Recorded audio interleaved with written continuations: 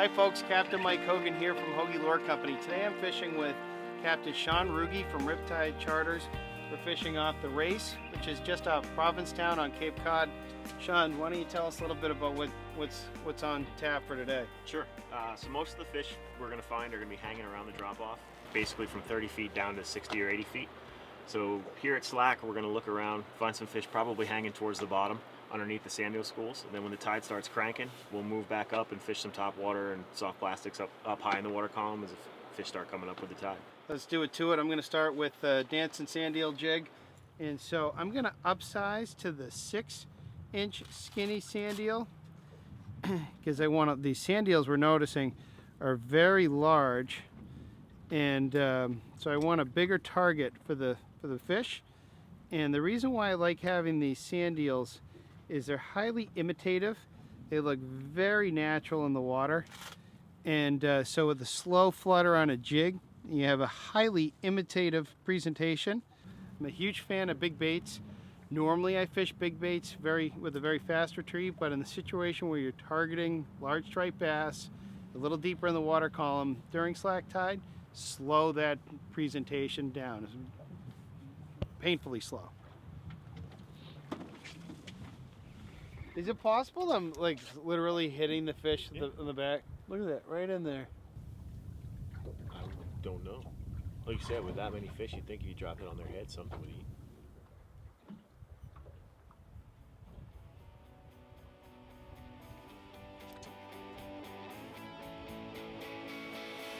There we go.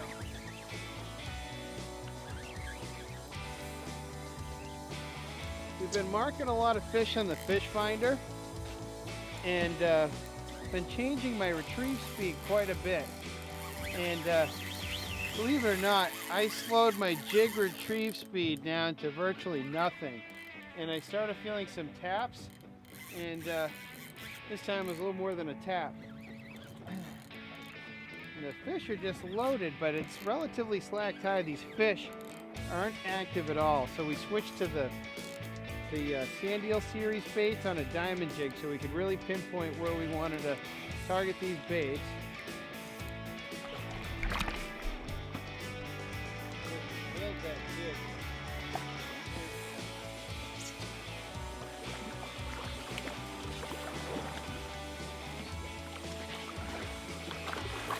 Well, time to let this fish go. Nice chunky straight bass. I'm guessing all of 38 inches. Came in on the diamond jig. Great technique to pinpoint these fish hanging on the bottom. You know, again today, the key tip for today is fish that jig slow and let the soft bait sand eel on the back of that diamond jig do the trick. So the tide's picked up. These fish that we've been marking on the fish finder have come up to the surface, and we're seeing them roll on the sand eels that are just washing down with the rip. It's time to break out the sand eels. Right now, to fish these soft baits, they're so soft that you know, the bait will pretty much give you the action on its own. But what I like to do is I hold the rod. See how my fingers pointed down the grip of the rod there? And I'm just it helps me just get a little more leverage on the rod. Call it quivering the rod, and that's just going to send that recoil through the bait. Okay, I'm going to do that one more time. I'm going to cast out and get control of my line. Index finger down the grip of the rod, and I'm just going to quiver it. There we go.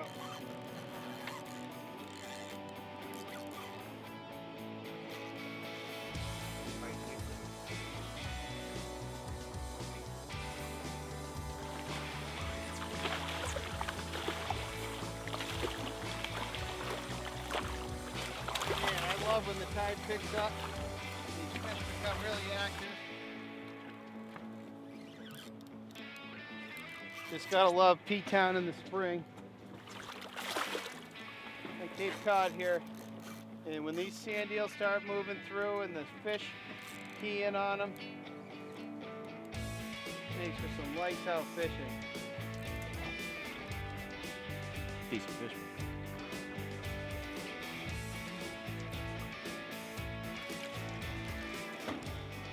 Man, I love these overcast days on Cape Cod. Big fish keyed in on sand eels. They're just cruising. There's fish down deep, fish on top. Awesome day to be out. The fish are a little finicky, so we switched over to the imitative sand eel soft baits here, and it's paying off. Another fish release. Love fishing off Provincetown.